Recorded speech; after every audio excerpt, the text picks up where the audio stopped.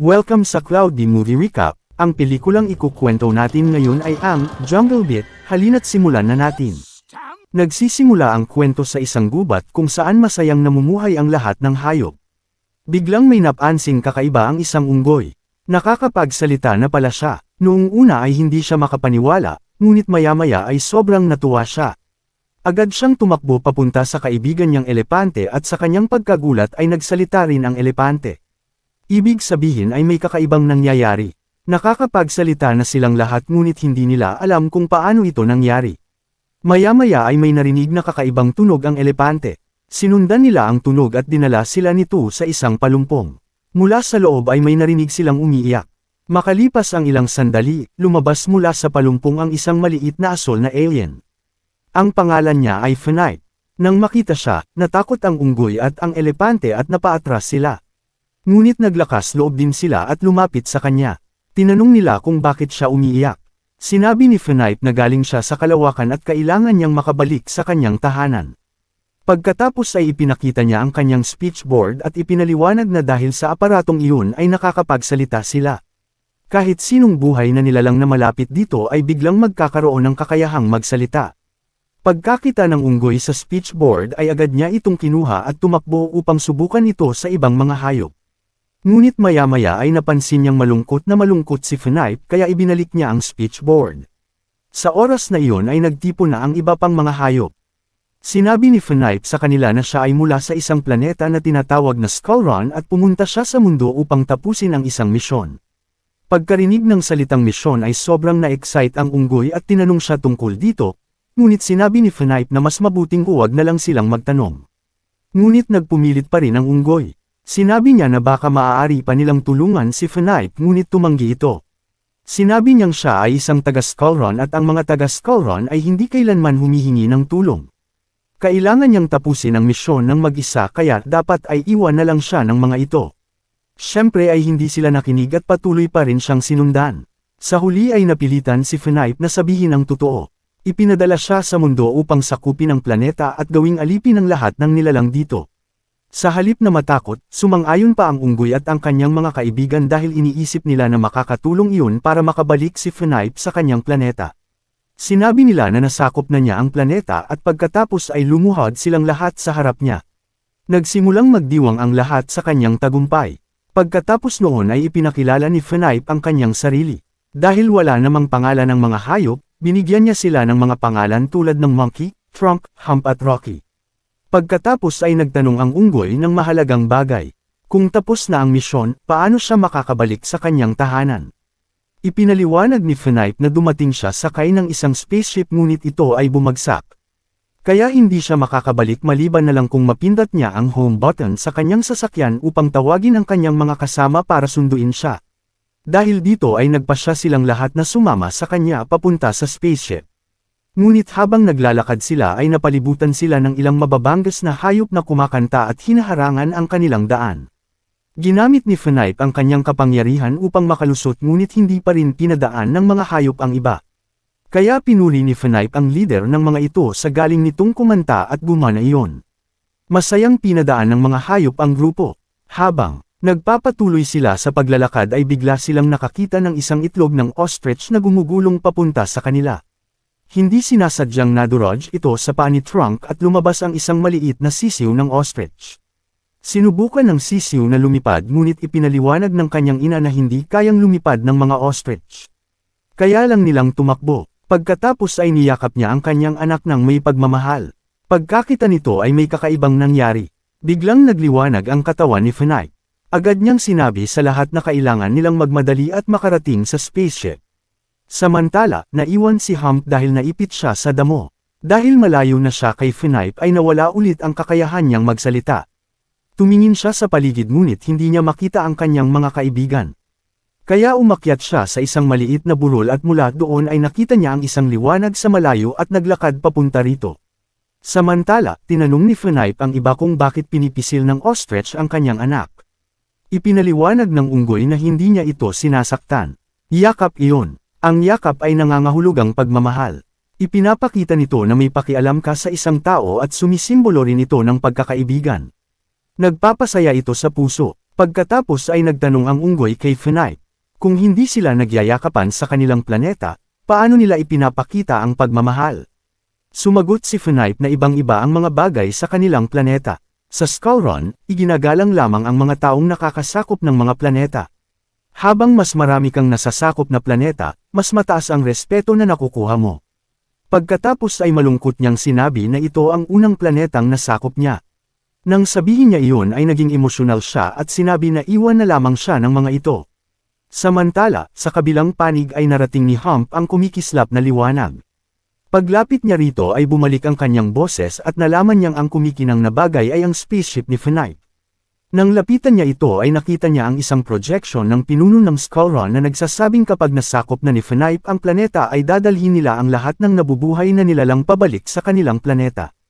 Nang marinig ito ay natakot si Hump at tumakbo upang balaan ang kanyang mga kaibigan. Samantala, napansin ni Fenipe na kahit sinabi na niyang iwan siya ay patuloy pa rin siyang sinusundan ng mga hayop. Ngunit sa halip na menace ay masaya siya dahil tunay na silang naging magkakaibigan. Habang lumulubog ang araw ay napagod silang lahat at nakatulog ng magkakasama, pati si Fenipe. Ngunit biglang naalala ni Fenipe na kapag dumating ang mga alien mula sa kanyang planeta ay huhulihin nila ang kanyang mga kaibigan at gagawin silang mga alipin. Natakot siya sa ideyang iyon dahil ngayon ay may pakialam na siya sa kanila. Kaya tahimik siyang umalis. Makalipas ang ilang sandali ay nagising sina Monkey at Trunk at napansin nilang wala na si Fenipe. Dahil hindi na siya malapit sa kanila ay nawala muli ang kakayahan nilang magsalita. Nagsimula silang hanapin siya. Samantala, narating na ni Fenipe ang kanyang spaceship at pinindot ang home button. Kasabay nito ay natagpuan ni Hump ang kanyang mga kaibigan. Dahil hindi pa rin siya makapagsalita ng maayos ay sinubukan niyang balaan sila gamit ang mga galaw ng kamay ngunit wala silang maintindihan. Biglang nakita nilang lahat ang isang napakalaking kumikislap na spaceship na dumarating sa langit. Dumating ito dahil pinindot ni Fenipe ang home button. Nagpasya silang pumunta roon. Pagkatapos ay nakita ang pinuno ng mga taga-Skullron na si Krogan na lumabas mula sa sasakyan. Nakakagulat dahil siya pala ang ama ni Fenipe. Pagdating niya ay tinanong niya si Fenipe kung nasakop na ba nito ang mundo at kung bakit hindi pa niya inilulunsad ang kanyang bituin. Tinanong din niya kung nasaan na ang mga nilalang ng planetang ito dahil handa na ang transporter para kunin ang mga ito. Palihim na nakikinig sina Monkey at ang iba pa sa usapan. Sa Skullron, kapag may nakasakop ng isang planeta, kailangan niyang ilunsad ang kanyang bituin sa langit bilang patunay ng tagumpay. Ngunit hindi pa iyon nagagawa ni Fenipe kaya nagsimulang maghinala si Krogan. Tinanong niya si Fenipe kung talagang nasakop niya ang planeta o hindi. Sa wakas ay sinabi ni Fenipe ang totoo. Hindi niya nasakop ang planeta at tinawag lamang niya sila dahil nasira ang kanyang sasakyan. Nagalit ng husto si Krogan nang marinig ito. Nagpasya siyang siya na mismo ang sasakop sa mundo ngunit mabilis siyang pinigilan ni Fenipe at sinabi na napakadelikado at napakalakas ng mga nilalang sa planetang ito at hindi sila madaling talunin. Dahil dito ay nagpasya si Krogan na umalis at isama si Fenipe upang ipadala sa isa pang mapanganib na misyon. Hindi maintindihan ni na Trunk at ng iba pa kung bakit nagsisinungaling si Fenipe ngunit naunawaan ni Monkey ang totoo. Sinusubukan lamang ni Fenipe na protektahan sila. Sa loob ng spaceship, tinutokso ng ibang mga alien si Fenipe dahil mahina raw siya. Ipapadala na sana siya ni Krogan sa isa pang mapanganib na planeta ngunit biglang pumasok sa spaceship sina Monkey at ang kanyang mga kaibigan. Sinabi nila kay Krogan na uuwi na si Fenipe dahil nasakop na nito ang kanilang planeta. Dahil dito ay sinabi ni Fenipe sa kanyang ama ang katotohanan. Oo, nasakop niya ang planeta ngunit hindi niya hahayaang hulihin ang kanyang mga kaibigan. Palalayain niya ang mga ito. Nagalit si Krogan at sinabi na ang mga taga-Skullron ay hindi kailanman nagpapalaya ng mga bihag. Pinaparusahan nila ang mga ito. Ngunit matatag na sinabi ni Fenipe na siya na ang may-ari ng planetang ito at maaari niyang gawin ang anumang gusto niya. Sumagot si Krogan na hindi pa talaga nasakop ni Fenipe ang planeta dahil hindi pa niya inilulunsad ang kanyang bituin. Kaya nagpasya si Krogan na siya na mismo ang sasakop sa mundo at inutusan niya ang lahat na lumuhod. Biglang kinuha ni Trunk ang kanyang aparato.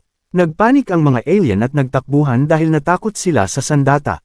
Ngunit sa kaguluhan ay aksidenteng naputok ito ni Trunk pababa at nagdulot ito ng malaking pinsala sa spaceship.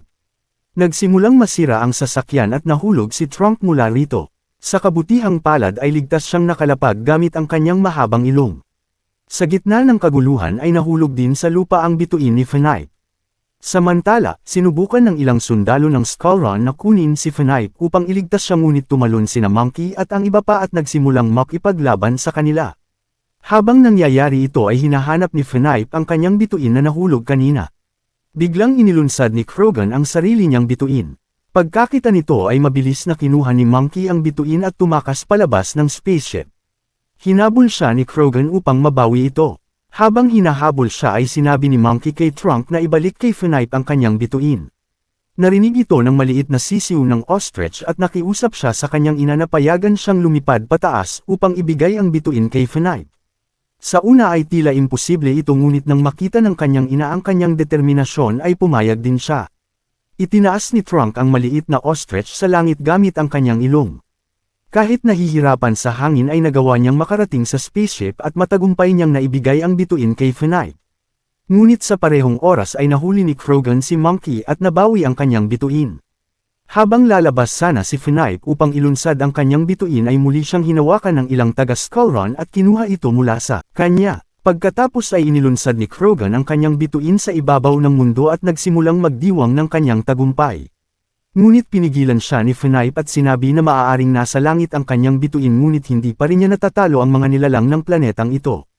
Tumawa si Krogan at sinabing napakadali lamang talunin ang mga ito. Ngunit sumagot si Fenipe na mali siya dahil may lihim na sandata ang mga nilalang sa planetang ito. Isang napakalakas na sandata na hindi pa niya kailanman nakita. Pagkatapos ay niyakap ni Fenipe ang kanyang ama.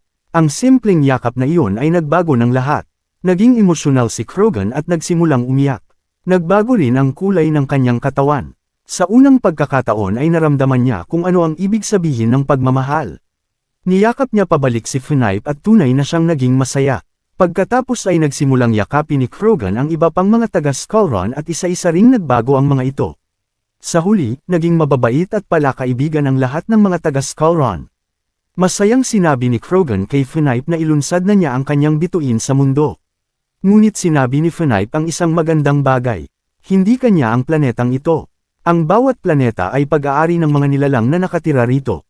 Gayunpaman, sinabi ng kanyang mga kaibigan na gusto nilang makita ang liwanag. Kaya sa wakas ay inilunsad ni Fenipe ang kanyang bituin sa langit at habang kumikislap ito ay lumikha ito ng isang magandang imahe nilang lahat na magkakasama. Pagkatapos ay niyakap ni Fenipe ang lahat ng kanyang mga kaibigan. Pagkatapos nito ay binigyan niya sila ng mga regalo at masayang umalis sa mundo ang lahat ng taga-Skullrun.